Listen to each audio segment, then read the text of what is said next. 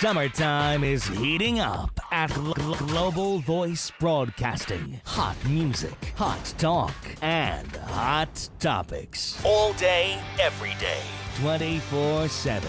You don't want to miss a minute on Global Voice Broadcasting.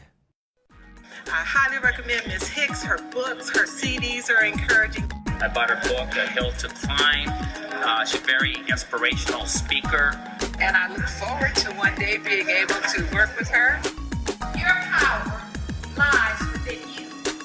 Let it loose. Aspiration, inspiration, motivation, edification, determination. These are the keys of life success, brought to you by none other than award-winning author, motivational lecturer, business consultant, and much more as she gets you aimed to your purpose. And now, ladies and gentlemen, young and elder, from Hollywood to the entire world, here is your host of Aim to Purpose, the radio show, Louise Hicks, along with her co-host, yours truly, Kennon Wesley Mason.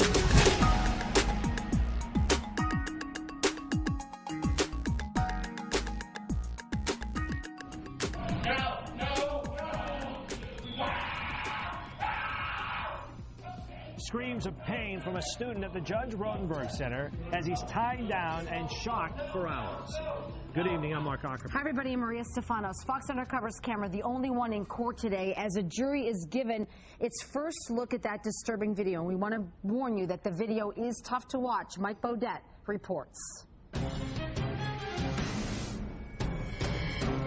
This is the video that the Judge Rotenberg Center in Canton has fought long and hard to keep from the public eye. The center convinced a judge 8 years ago to seal it, and the battle continued right up until it was played in court, as lawyers for the center asked a judge to bar our camera from recording it. The judge said no, and now for the first time ever, the public can see for itself what these controversial electric shocks look like in use. No, no, no, no, no, no, no, no, no, no, no, no, help me, help, help, help, help me, help. Dramatic video of New York teenager Andre McCollins, restrained face down, a helmet on his head, screaming for help. The Judge Rotenberg Center calls it treatment. No, no, no. That was shock number 16 or 17. 31 that day. As McCollins' attorney just described, the teenager was shocked 31 times in all that day in 2002. McCollins is suing the Canton-based center, calling it torture. Lawyers for the center and its clinicians say McCollins needed aversive therapy because he was aggressive. These are dramatic tapes. There's no question about that. But the treatment plan at the Rotenberg Center and the treatment plan that Andre had in place on October 25 was followed. It was an emotional day for McCollins' mother, Cheryl, who was in court as video was played from the beginning of Andre's ordeal, when he was shocked and restrained after refusing to take off his coat. Can you back it up? Can you back it up, please?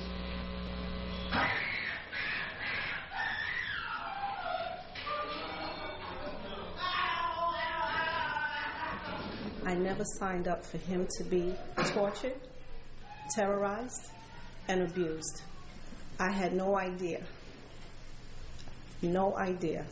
that they tortured the children in the school. Cheryl testified what her son was like when she visited him 3 days later. I couldn't turn Andre's head to the left, to the right. He was just staring straight. I took my hands and I went like this. He didn't blink. Cheryl McCollins did get Andre to Children's Hospital that day, where he was diagnosed with acute stress response caused by the shocks.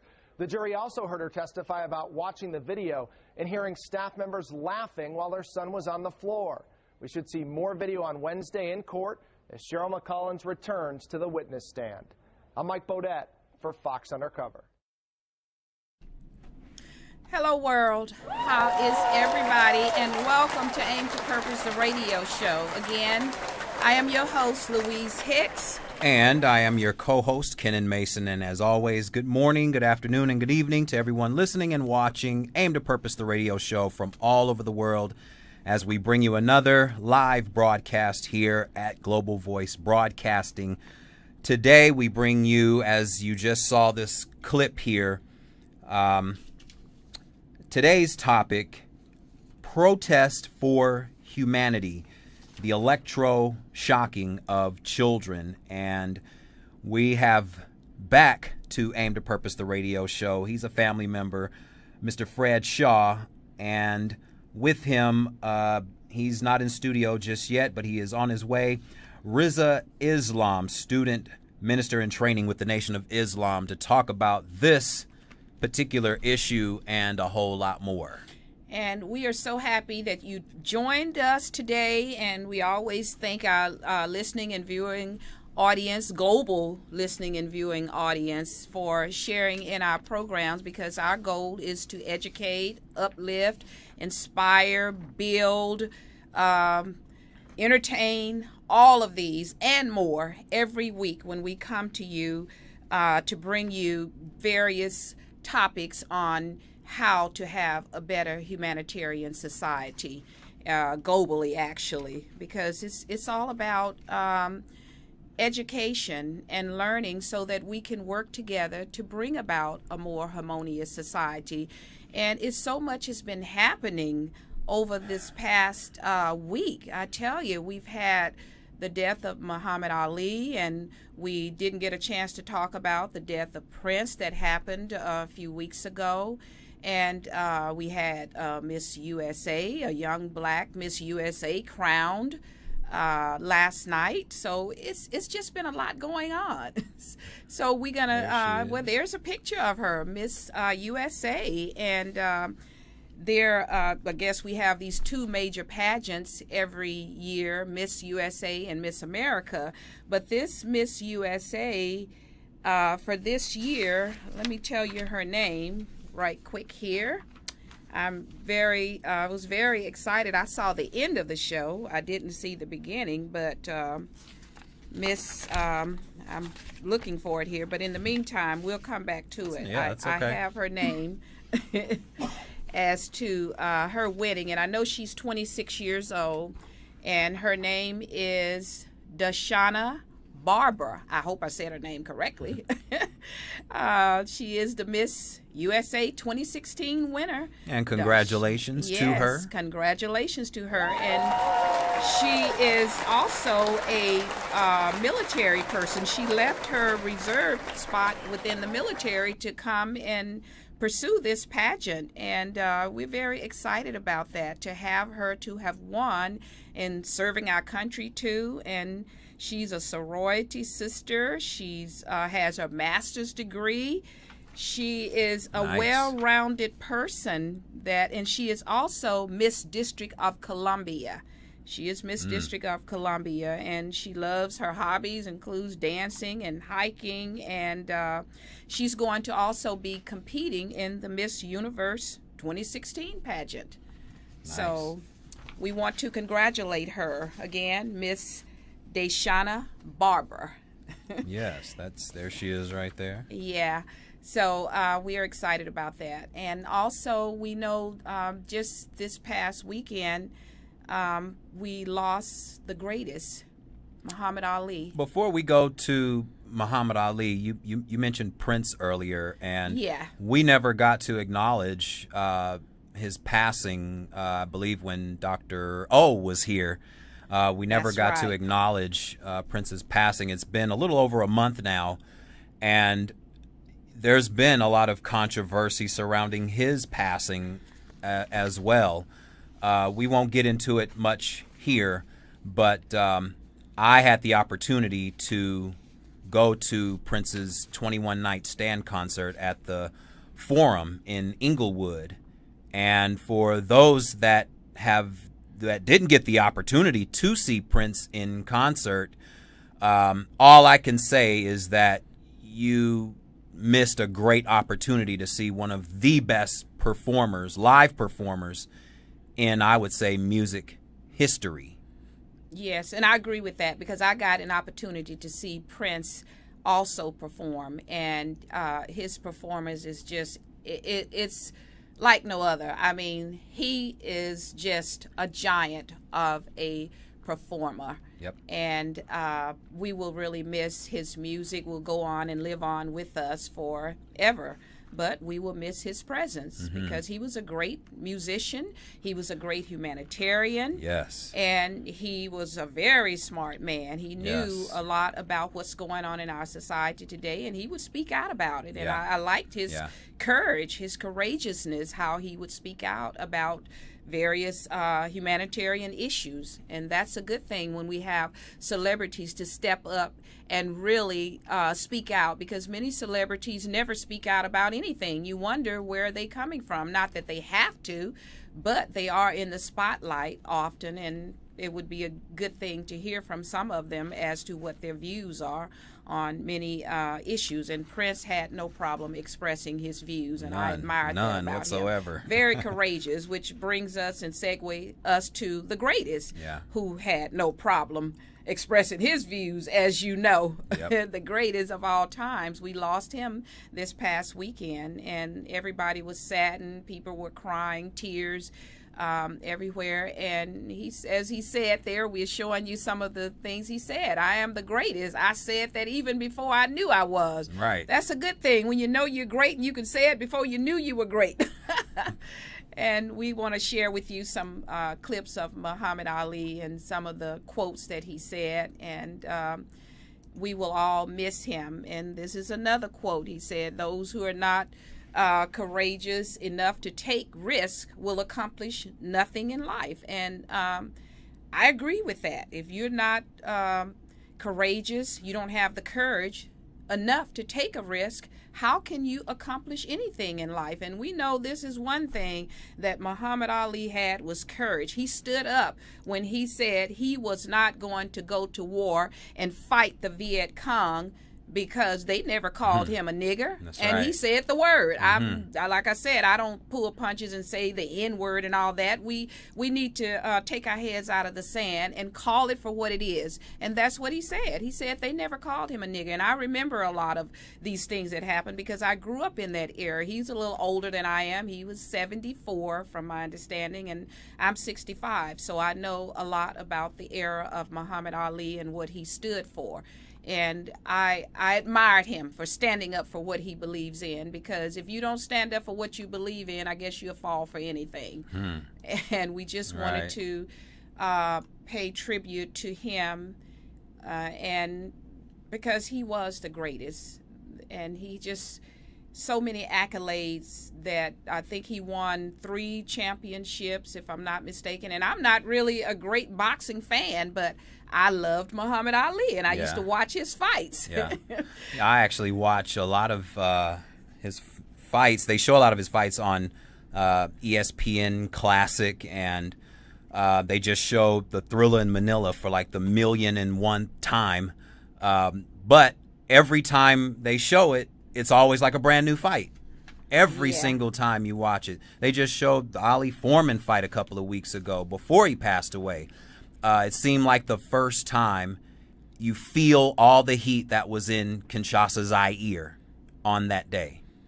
You know, I think the 3-year layoff of him standing up for what he believed in, not going to Vietnam, going against the grain of all of America, when America did not want to stand up for him in fight for his First Amendment Constitution to freedom of religion. His own country didn't stand up for him for that. Instead, he was ridiculed for not going to 10,000 miles to go drop bombs on other poor people to continue the perpetuation of the white slave master. And that's paraphrasing his words. Yes.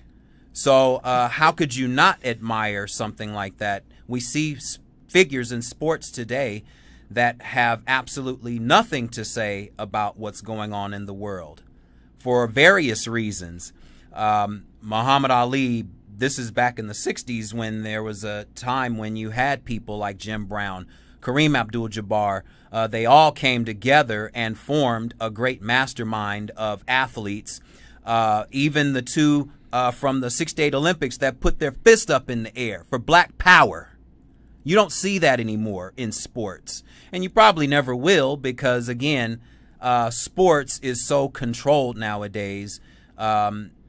You just don't have the athlete going that extra mile or sticking their neck out for something bigger than their sport. And that is so true, and we have to call it for what it is because we really don't live in a democracy well, I've never lived in a democracy, but those who have had the privileges and so forth, they don't even live in a democracy now, and they're realizing it because the elite wants to control everybody now. They don't care what color you are. It's all about the money now. It's about the greed. It's about the profits. And we'll be talking about that when we bring our special guest on in a little bit. But we have to recognize that's why we need shows like this. We have to educate the public because people don't realize how brainwashed and how indoctrinated we really are now and how bamboozled we are, how blindsided we are. We don't live in a democracy, and it's unfortunate that many people are afraid to express how they feel and what they feel, and we understand why, because they lose their jobs. But we're supposed to have freedom. But if you express an opinion, which is supposed to be freedom of speech, you lose your job, you lose your livelihood. So is that a true democracy?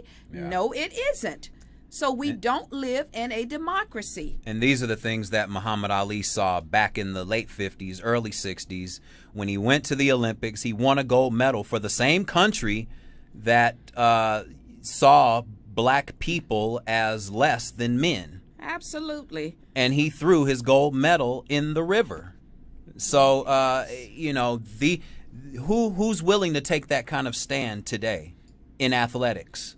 Who's willing to do that? Many of them aren't. And it's sad to say, many of these black entertainers who have tons of money, enough to last them a lifetime, they won't even take a stand for anything. It's the status quo. The politicians, the clergy, none of them, most of them, I won't say all of them because it's not all of them, but many of them, because it's all about the money to all of those who are like that. It's about the money. They don't care. Many of them will sell their mother, their brother, their sister in order to get the almighty dollar. And with that said, I want to share something else quickly with you. I have been appointed to be a brand ambassador with the Dream Girl Luncheon. And I think we have a picture of the flyer on that too. There we go. That's the Dream Girl Annual Luncheon 2016. Press play on your dreams. Save the date, August 20th. And as a brand ambassador, I'm hoping to get a lot of my friends out, women out, to come with your dreams, leave with endless possibilities, because that's what it's all about. And this is an event where we want to bring women together of all ethnicities to join us, to come together, and let's have that sisterhood and dream together and share our dreams. And again, save that date, August 20th. And I am, again, a brand ambassador where I'm going to be helping to bring the ladies out to share our dreams. And we want to dream big. And with that said, I think those are pretty much the things that are going on. And we want to give our condolences to Prince's family as well as Muhammad Ali's family. And they both were great men and did so many humanitarian acts that helped us to become a better society today. And with that said, you have anything else, Ken? We would take a break. No, we're going to go ahead and take our first break. Take a break, and we're going to come back and talk about, again, the protest for humanity, the electroshocking of our children, which you saw this heartbreaking video at the top of the show, and we're going to talk about that and come back and introduce our special guest. Yes, it's Aim to Purpose, the radio show, Protest for Humanity, the electroshocking of children. Fred Shaw, Rizza Islam are our guest. We will be right back.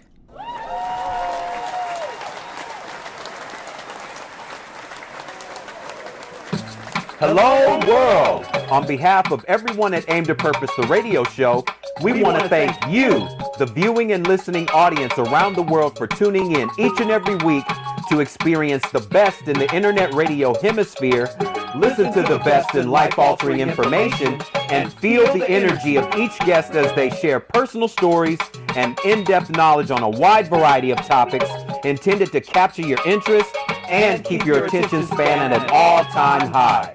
Aim to Purpose, the radio show, is about enlightenment, opening the mind to new ideas, and challenging the status quo. It's also about elevation, success, honesty, and universal truth as we enjoy free-flowing conversation in a fun-filled environment. So tell everyone you know to tune in each week and plug into the A2P universe. Your power lies within you, so let it loose.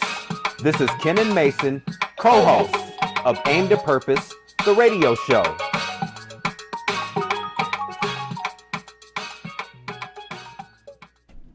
Hello, world, again. I'm Louise Hicks, your host of Aim to Purpose, the radio show. We're back along with my co-host and my son, Kennon Wesley Mason, and we're going to go ahead and introduce you to our special guest. One guest is in the studio, but our other guest is on his way. So we'll go ahead and introduce Fred Shaw. Yes, he's been here several times. He co-founded the World Literacy. He helped co-found the World Literacy Crusade, an international organization whose purpose is to eradicate poverty, ignorance, and hopelessness in the inner cities and around the world. He also co-founded Basic Life Institute, whose Boys to Men group homes taught literacy and ethical concepts to wards of the court. He served 2 terms as president of the Compton branch of the NAACP, an international speaker and advocate for children and parents' rights, who has led protests, marches, and done countless national radio shows concerning the psychiatric drugging of children. And he's here today to talk about the electroshocking of children. Please welcome back to Aim to Purpose, the radio show, Mr. Fred Shaw. Welcome, welcome, welcome. We're happy to have you back. You're part of the family now. Well, I'm happy to be back, and thank you for having the courage to even talk about such a subject as this, and to show that video, of course, was very disturbing, and I hope your viewers see what's really going on in the field of mental health and handling of our young people. Yes, it's very disturbing, and we know you and Rizza had gone down to Atlanta to this event, I guess about a week or 2 ago. The American Psychiatric Association was having, I guess, an event down there, and you all went. You were on a panel, and in fact, we have a picture of you on the panel down there. Where's that picture we have? You and Rizza were on the panel, and we have that? I don't know yeah, if we have that I thought picture. we had it. A picture of you guys on the panel down there. I don't know if we have that one, but we do have this. Speaking of, we do have this picture right here. Yeah, hey. We have that. Well, now tell us a little bit about Muhammad Ali and that picture. Well, actually, in that picture with Muhammad Ali is my oldest sister, Gail. You know, she was a beauty, or is a beauty, so I guess Ali, you know, wanted to get up close and personal. But the thing is about Muhammad Ali, and I'll just be real brief, he was one of my 3 heroes.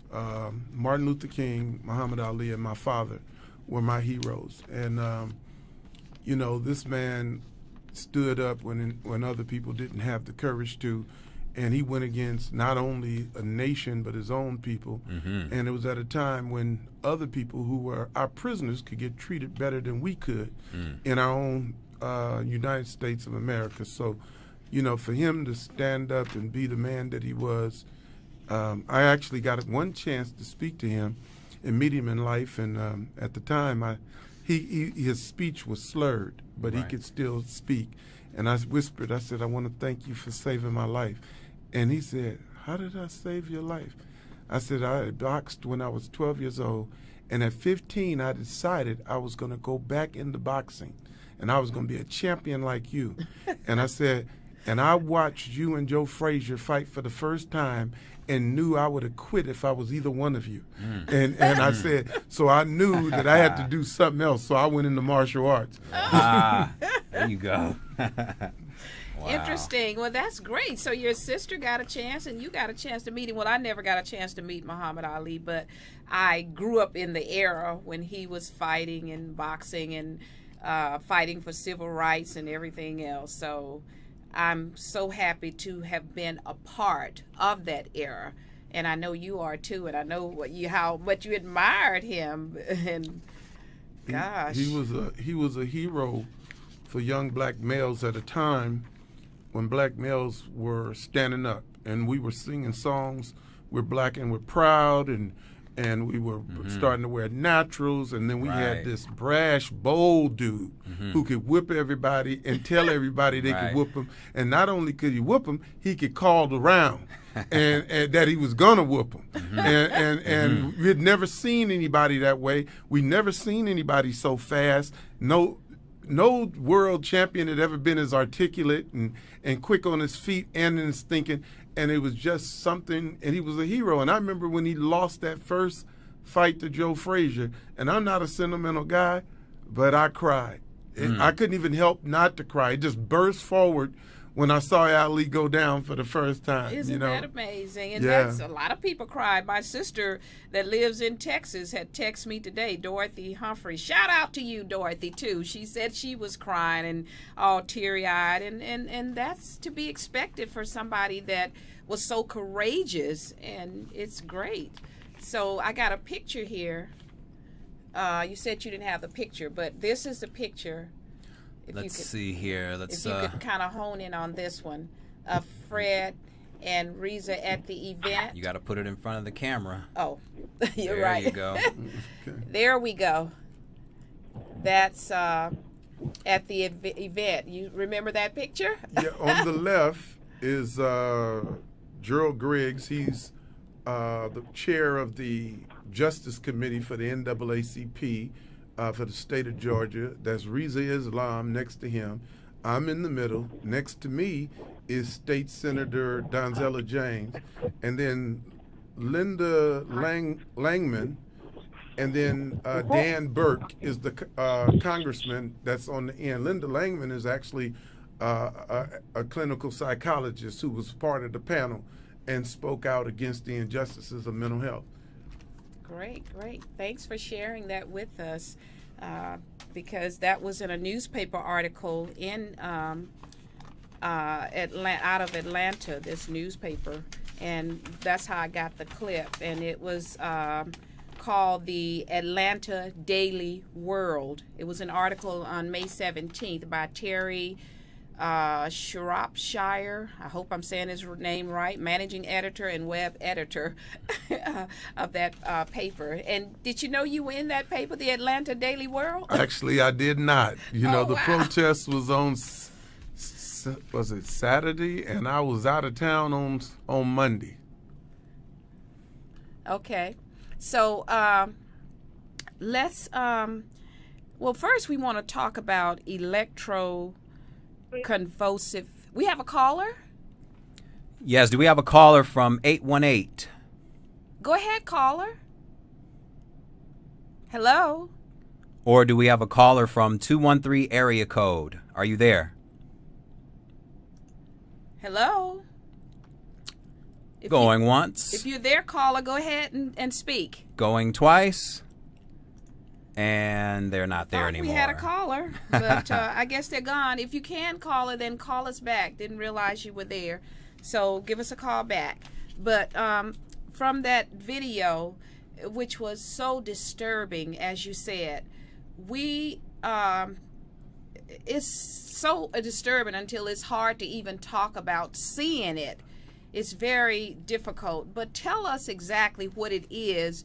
What is this therapy, and how did it get started with such a barbaric treatment of human beings? Well, the therapy is called Electroconvulsive Therapy. Electro meaning electricity, convulsive meaning it causes a convulsion, and they somehow believe that is therapy. While the rest of medicine is trying to prevent seizures, they're inducing seizures. And as you saw on your tape with I think he was a 16-year-old child. We don't do that to terrorists, but we can do that to our children. And electroshock is something that's being proposed for kids as young as 4 years old. Now, let me explain something about this. This is a treatment that they have to give you a paralytic drug so that your bones don't break when the electric shock come in.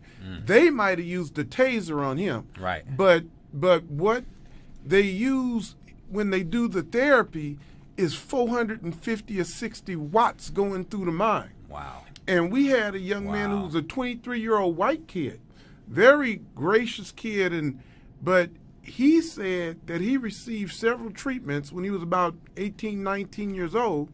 He's 23 now, and he can't remember anything before high school.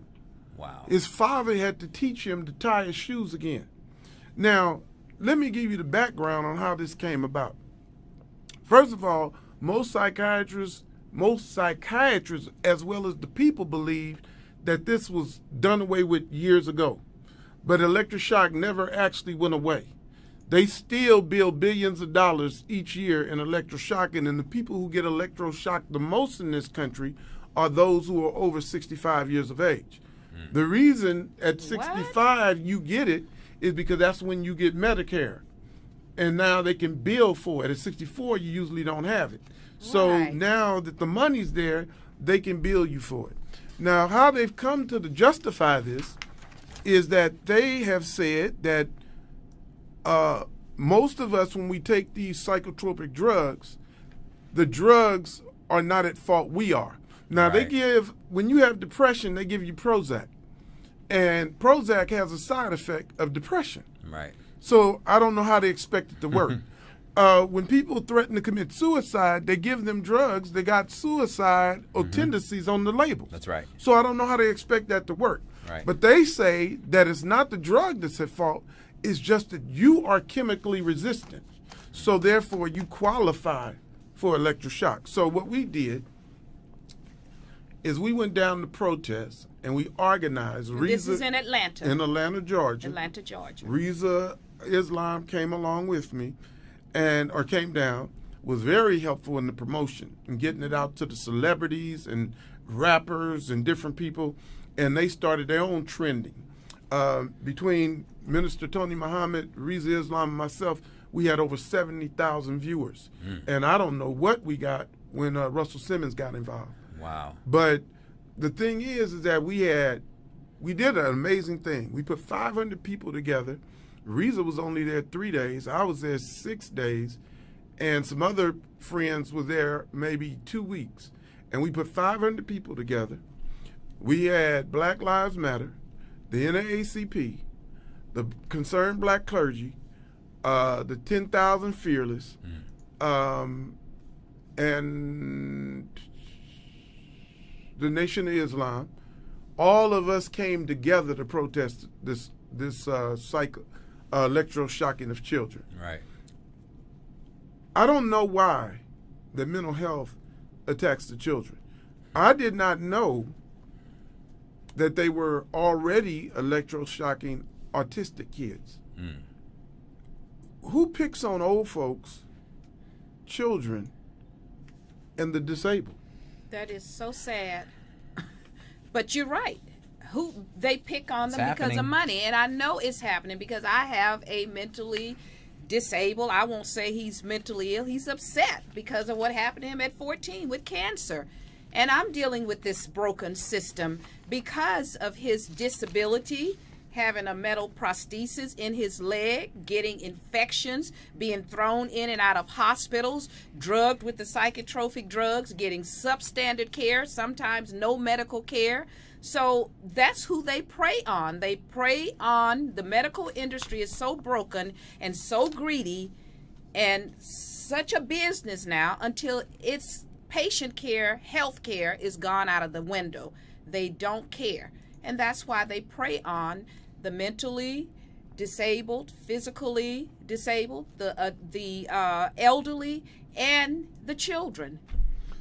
It's so sad. Well, thank God that we have the Citizens Commission on Human Rights, because they're the watchdog group that helped organize this march so that I could get the black community out in force. We have to become aware. And I tell you, one of the things that would be really good, there's a psychiatric museum. It's located at 6616 Sunset Boulevard. It's just 2 or 3 blocks past east of Highland. And there, they have 500 years of documented history on mental health. The books on them, things that you would never expect, like the founder of psychoanalysis, Sigmund Freud, he said that patients are nothing but riffraff, and their only purpose is to help the mental health field make a living. And he said, and to provide material, I guess for study. And he said, even then, we cannot help them. No, they can't help them. Now this is the founder of that. Yep. Sad, because all they do is drug them. And we're going to take a break, and we're going to come back because we want to bring in our other guest, Rizza Islam. So let's take a quick break, and then we'll be right back, and we're going to bring in our guest. Yes, it's Aim to Purpose, the radio show. Once again, Protest for Humanity, the electroshocking of children. Fred Shaw, Rizza Islam. Don't you go nowhere.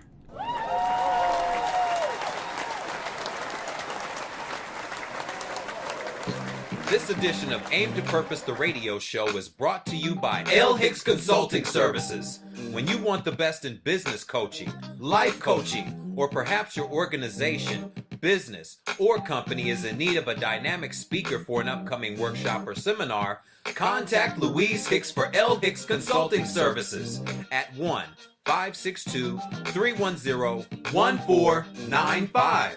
From anywhere around the world, that's 1-562-310-1495. For more information about Louise Hicks and her consulting services, visit her website at www.louisehicks.biz. Again, that's www.louisehicks.biz. Or call 1-562-310-1495. L. Hicks Consulting Services, where professionalism is top priority.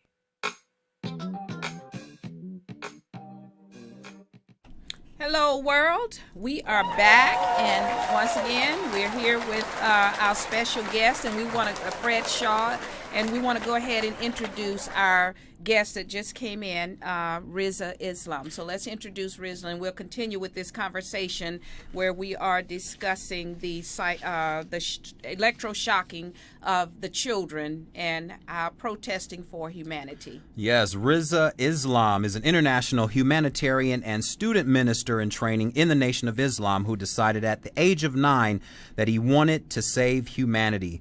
Growing up in the city of Compton, he was constantly forced to confront the daily plight of an inner city youth trying to make it with meager resources.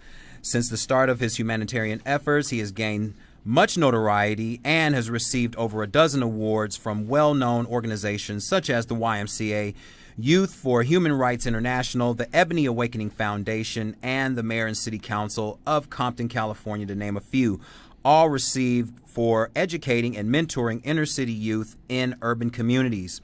He has delivered classes on drug education, life skills, communication skills, anger management, health, study skills, parenting, and so much more.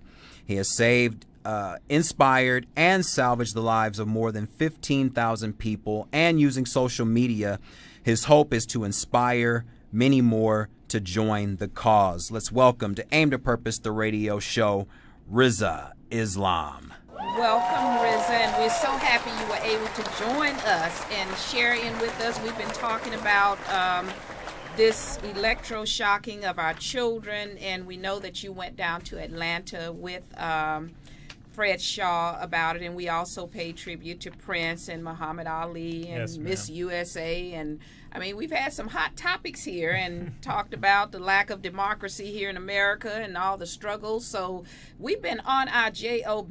That's right. Yes, ma'am. I can see. Wow. So we want to get your input. before we went to the break, Fred was sharing with us about all of these different entities coming together, the Black Lives Matter, the NAACP, the Concerned, and I noticed he said concerned clergy, because there obviously are a lot that aren't concerned. Is that correct? And we need to get them concerned. And we talked about the 10K fear. Well, you know, I speak whatever I need to talk about. We talked about the 10K fearless, and of course your representation with the Nation of Islam. So, I mean, when has it, share something about that, has it been all of these different entities coming together for a common cause? Has that ever happened? You know what, not to my awareness, especially not recently. This is definitely something that has turned the tide for the better regarding the inner city communities and our people.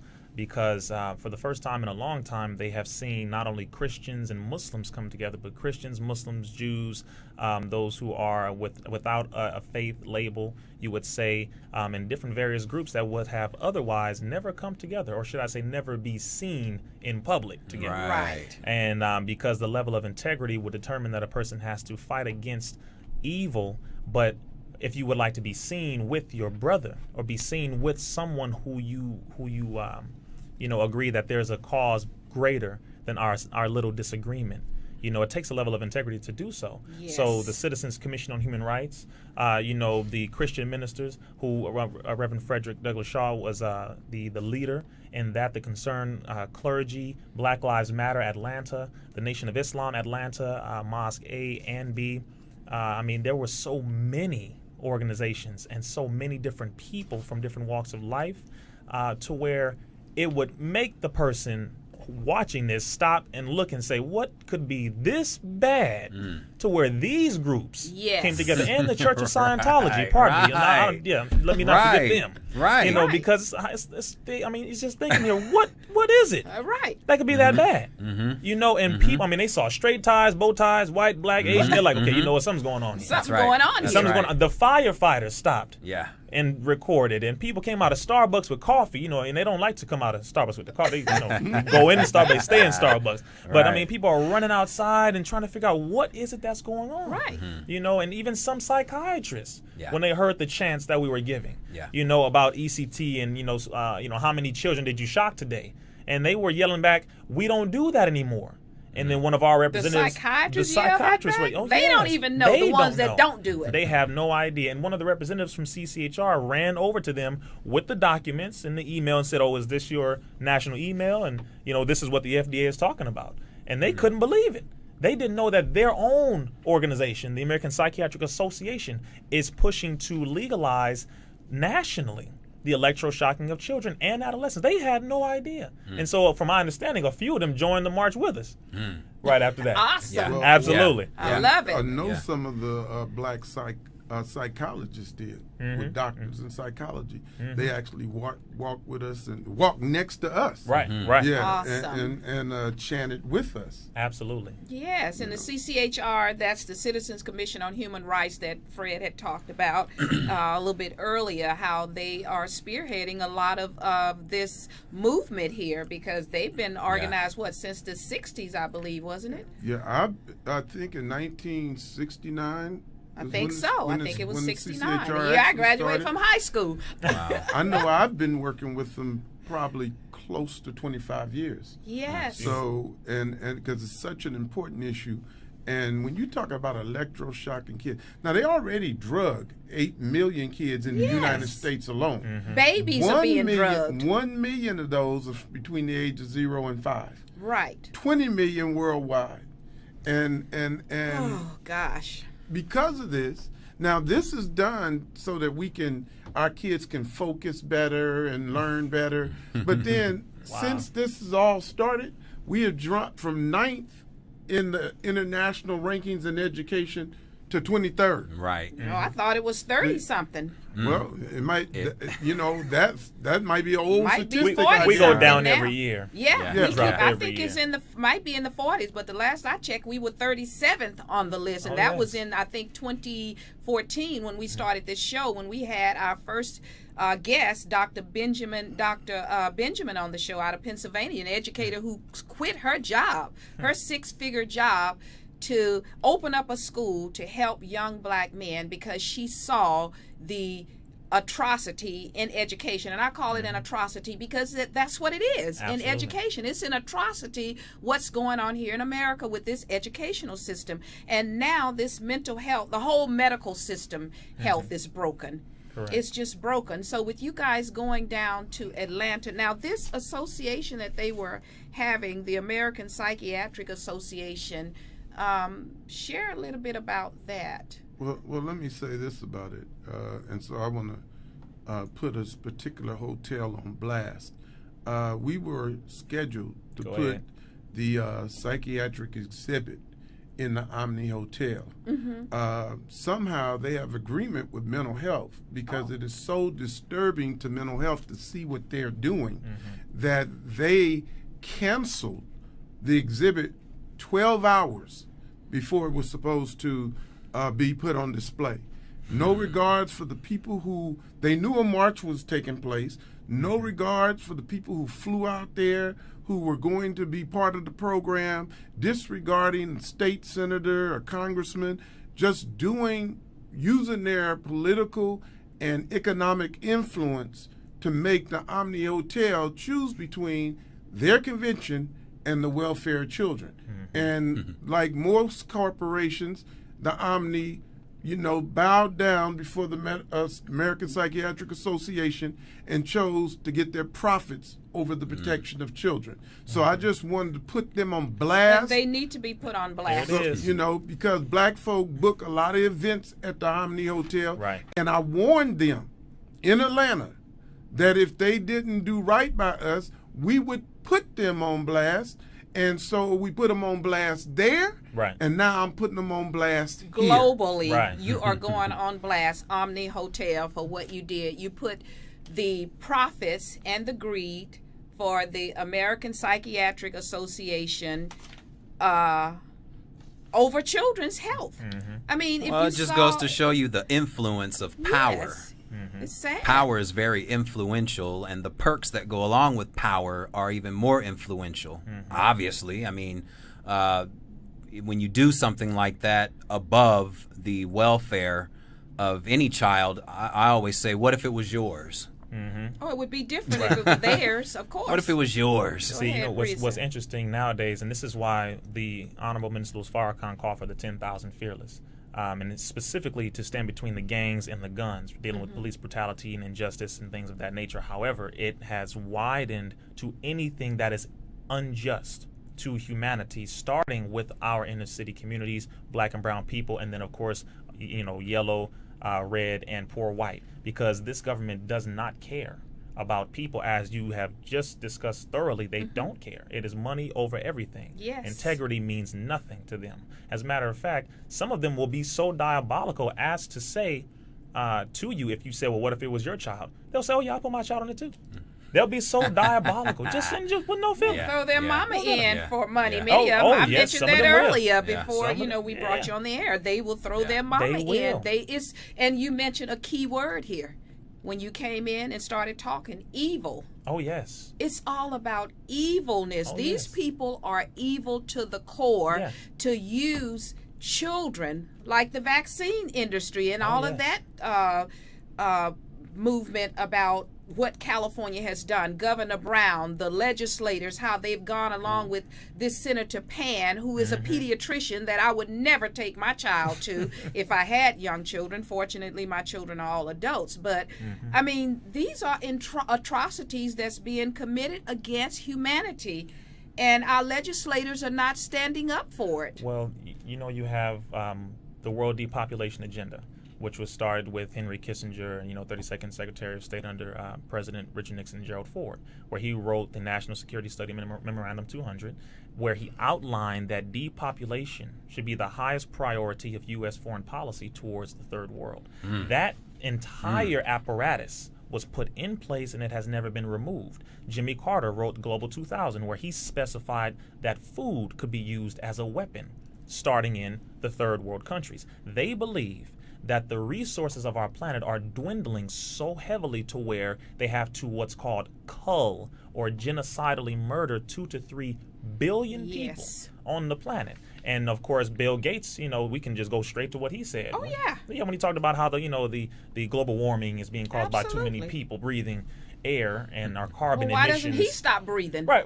Or how about all the cars that we have? The millions of Absolutely. cars with all the carbon emissions. But he said there's too many people. But he said in the third world countries, we can lower that population if we, do a good job on vaccines and other things. He just came out and said Oh, we've shown it on our program. Oh, of course. We've shown it. Of course. We've shown it. Of course. We've straight from the horse's mouth. That's it. That's it. But it's just it's a systematic, intentional destructive order and plan. But the beautiful thing is that people are waking up, Yes. and with your show as being one of the major, contributors to that, people becoming aware, more and more people are going to rise up. And that's the other reason why the Honorable Ms. Louise Farrakhan called for us to open up what's called the Justice Party. Mm-hmm. Let us not forget also that every effort to depopulate, all of that has its roots back in eugenics, Yes. which had the earlier form in slavery, where mental health would justify and labeling black people during slavery to perpetuate this idea of putting people under control. Mental health was the men behind Hitler who, after being treated by mental health, came out and then started his eugenics movement and got applauded by mental health at the time for doing it. Let's remember the Unabomber and the people from Columbine and all these people were Underwear bomber. under the scrutiny and the help and the aid of mental health prior to them doing the crimes that they did. And don't forget that the psychiatrist that was with bin Laden was so close to bin Laden, they called him bin Laden's brain. Right. Right. Okay, No, that's right. So they have to remove their hand, and again, I want to just emphasize, everybody listening to this show, come to Psychiatry Industry of Death Museum, 6616 Sunset Boulevard, 3 blocks east of Highland. It is important that you get the data for yourself so you can't be tricked and people can't tell you that's Absolutely. not true. Right. We Absolutely. got the fact that Dr. Benjamin Rush coined the word or made up the word negritude, that said that black people's skin was a rare disease. That means he was even an uneducated man, because all of the continents were dark colored people, but he thought that our skin color was a rare disease. Yeah, Right. Yeah. And the only way that we could be cured was to turn white. Right. Yeah. Yeah. Right. Sick, Come Dr. on. That's Benjamin the father. Rush. That's the father of psychiatry. of modern psychiatry. Come on. Sick, a Come sick on. man he was. Like a lot of psychiatrists are sick today, and I've dealt with some of them because of my son's situation. I mean, who wouldn't be upset if you're diagnosed with a rare bone cancer at 14? Come on. But here these psychiatrists are, and I didn't understand all of this. We're talking 1995. But now that I've become aware, I'm educated as to what's going on. I know what they're doing now. It's all about the money. And so when you guys went to the march down there and you had your panels, what were some solutions that we can bring to the public to help us, to help people to understand how not to get caught up in this evil, greed, and profit by those who are perpetuating this? Well, the people have to know for whom the gods would destroy, they first subsidize. And they have to know that a trap wouldn't be a trap if you could see it coming. And so when they come with all of the financing and the funding, a mother on welfare, if she get her kids labeled, can get more money for that. The school districts all get more money. So when a kid is labeled, group homes and foster care and all that get more money when people are labeled. So what we have to do is wake up as a society, get involved with CCHR. Rizza and myself, we have opened up a chapter in South Central that we're doing. People can come and participate, be part of our forming organizational board so that you can be in a position of power. Ms. Louise Hicks is part of that organization. Yes, also. I am. So the thing is that the first thing we got to do is get busy. Second thing, have your child have at least 2 medical examinations, give them some good food, and get tutors to give him proper education. It's been found out that 60% of all ADHD will disappear with a rigorous study program, and another 62%, which is more than 100% when you add two 62%, would disappear with proper nutrition and diet. And that's So- attention deficit, hyperactivity disorder. disorder that most kids don't even have anyhow, because you let them go out and play and take away this propaganda television from them and all this these other distractions. You won't have that. We went out and played. We never heard of ADHD, attention deficit hyperactivity. These are labels that psychiatrists go and make up and put in their manuals. What's that manual called? The diagnostic Statistical manual. Right, diagnostic statistical manual. They make these things up, pull them out of their head so that they can make money and put you on drugs so you can be walking around like a zombie. And that's what they do. And they make this stuff up. I saw a paper the other day that a zombie-like condition was part of the side effects. Yes. They said a zombie-like condition. They list it. Yes, they do. Yes, sir. I mean, well, they tell you they tell you in the commercials that you may have suicidal thoughts, or you may experience death. So they know what they're doing. So they know what could happen based on their clinical trials. They know what the results are going to be to varying degrees. Which means somebody has already died. So they know that. Of course they know. And I was challenged by a psychiatrist. I said, these drugs can cause sudden death. And he was saying, in rare cases. I said, well, how do you know who's a rare case? So when they give it to me, they don't know if I'm the rare case or you the rare case. They don't know who's the rare case, but they give it to us anyway, taking the risk that the profits they make is more important than us being alive. That's what it is. Precisely. Well, this is the reason why we have to be more proactive in learning first how our own bodies function, so doctors won't have to tell us how we're supposed to function based on their medicines. We have to learn how we operate as human, as beings of man, I guess. And so therefore, you won't have to buy into these notions that you have to take a pill every day to simply live. To simply live. And be human. Just because you become upset, the first thing some psychiatrists will do, oh, here's a pill, and that's an anxiety disorder. So you take this pill and you'll be just fine. Or if a mother is overwhelmed, she might have 2 or 3 kids at home, and she's overwhelmed. Oh, you got great depression. And Dr. Brogan, Kelly Brogan, has a new book out, A Mind of Your Own, that I'm reading now. She's a psychiatrist. She does not believe in this, and many psychiatrists now are starting to come around. Medical doctors that are practicing medicine as opposed to being psychiatrists who are medicals also. Go ahead. They're coming around. Exactly. And because they're all waking up to what's happening. When you are threatened with having your license removed and your certifications removed, you've gone to school between 8 to 14 years of your life. And then to have someone come up to you and threaten you and say, listen, I will make it to where you are no longer a doctor if you don't prescribe these medications. And it's like, wait, excuse me? I sacrificed 14 years of my life to get an MD behind my name, and you tell me you can take it away that easily. That tells me that it was never mine to begin with. That's right. And it tells me that this system was never to benefit the people, but to benefit your pocketbook. That's all it was from the very beginning. And what we're looking at is psychopharmacologists who do nothing but manage symptoms by dispensing pills. And they don't work, but the fact that they don't works to the benefit of the psychiatrist, because the worse your health gets, the more drugs you need, and it's a never-ending cycle. And the word pharmaceutical itself, translated all the way back into Greek, the derivation translates into witchcraft.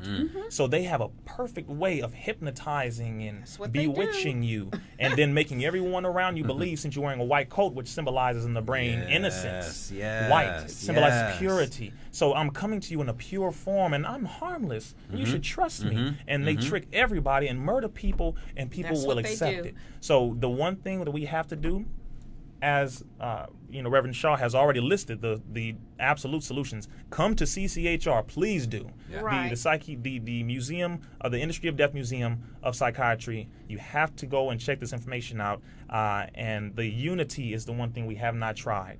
And the Most Honorable Elijah Muhammad says that our unity is more powerful than a hydrogen or an atomic bomb. It absolutely is. That is what we need to do. Which is why I'm to do that. You know, you like you said earlier, it's rare that you see a Nation of Islam coexisting with CCHR or Scientology or having all of these entities come together for the common goal. Right. Precisely. And making it work, because there is strength in numbers. Absolutely. And we are masterminding, just like the elites got their little forming, their little causes and masterminding against humanity. We are formulating and masterminding for humanity. That's right. Because we know mainstream media is bought by pharmaceuticals and drug industries. They own them. So you're getting nothing but propaganda when you watch all this stuff on television and they're telling you this and that and the other. It's propaganda. And also, go see the movie Vaxxed, From Cover Up to Catastrophe. That movie tells about the government's corruption, the Center for Disease Control, how the FDA, all of them, they're corrupt. Real quick, legislators. I have a quick question since we're running out of time.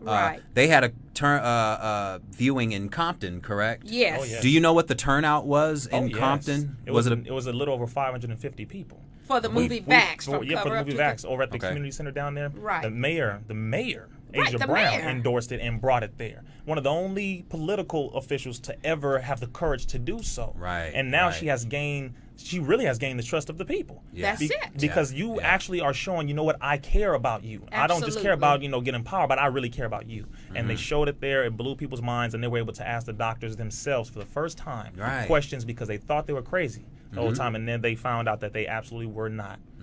So yes. And that goes to show you when you said courage. What did Muhammad Ali say about courage? He said if you something about the courage. What was that picture we had with him on the courage? Show that one again if you can find it, about courage. It just goes to show you we need more politicians that have courage to come out and do what you need to do in order to make the people trust you. Because who can trust politicians like they are now? These legislators. What did it say? Those who I can't see it all. He who is not courageous enough to take risks will accomplish nothing in life. Absolutely. And let me just say this: the pool of politicians with integrity is drying up, and basically they now work for the corporations and not for the people. And if the people now, I'm not endorsing any candidate, but the people are starting to wake up, and that's why you see one faction of people waking up wanting to back Trump, the other faction wanting to back Bernie, because they tired of the insiders who are not working on our behalf. And we would rather have somebody doing it wrong, trying to help us, than somebody who knows all the ways to do it right, not trying to help us. So, you know, that's the thing. I'd like to just say one quick thing. Right now in mental health, there's a divide. There are those in psychiatry who actually wanted to help man, and they went into, I would say, a false science. But the thing is some of the top people from the National Institute of Mental Health have said the chemical imbalance theory is a fraud. There is no such thing, and it's still being perpetuated because the money being made. But it's not anything that is viable, useful, provable. They can't do it. Absolutely, absolutely, and it's so true. And we have to wrap up. We're so happy to have you both here with us and share this, and we will have you back because we're going to be following this electroshocking of our kids. We're going to continue to follow the vaccination issue and the political. I know here in California there'll be voting. We'll all, those of us who do vote, which we wonder, does it count? I know one celebrity, Danny Glover, did come out for Bernie Sanders. And many black people are for Hillary Clinton. I'm not, because I've had enough of the Clintons. They've done enough damage, putting more black people in prison, I think, than any other president. So I'm done with them. But at any rate, we want to get a quick final thought from each one of you, and we're going to close. I would just say to the people that knowledge is power. And the Bible tells us in all our getting, get understanding. So you need to come down to the Citizens Commission on Human Rights, CCHRINT.org, allows you to go on the website and view much of the material that's there. But really come down to the CCHR exhibit, the Psychiatry, the Museum of Death. The information is invaluable. It can save lives. Thank you. And Rizza, final thought, quick, please. Absolutely. Just final quick thought for anyone who has a hope in this political system. That is perfectly fine and understandable. Hillary Clinton has received over $586,000 from pharmaceutical companies. She will not be voting against vaccinations or pharmaceuticals. Bernie Sanders in 2004 was questioning the FDA commissioner as to why they were not receiving enough vaccinations and not fast enough. So I don't know if he has changed his tune on that. Donald Trump is now pretty much begging for help now financially, when at first he wasn't, looking at that. And there are 4 lobbyists from the pharmaceutical companies to every politician. So he may be changing his tune, and he may receive some money from pharmaceuticals and be swayed to do that. So just some thoughts for anyone who is going to be voting. Look at the money, follow the trail, because our politicians are bought. And politic, the most honorable Elijah Muhammad teaches, it means multiple bloodsucker. So any of them, politics, if they truly are representing this system, they will never benefit us, but the ones who step out and actually step out on integrity will do the right thing, and that is who we should vote for after we watch their actions in motion. Absolutely. And Well thank said. you both. Well said. Thank you both for coming on. We appreciate you. We look forward to our next week's show. We're going to talk about whistleblowing next week, so be sure and stay tuned, because everything is going on right now, and it's crazy out here. So we want to thank you all again and thank our listeners. And as I always leave and say, your power lies within you. Let it loose. Until next week.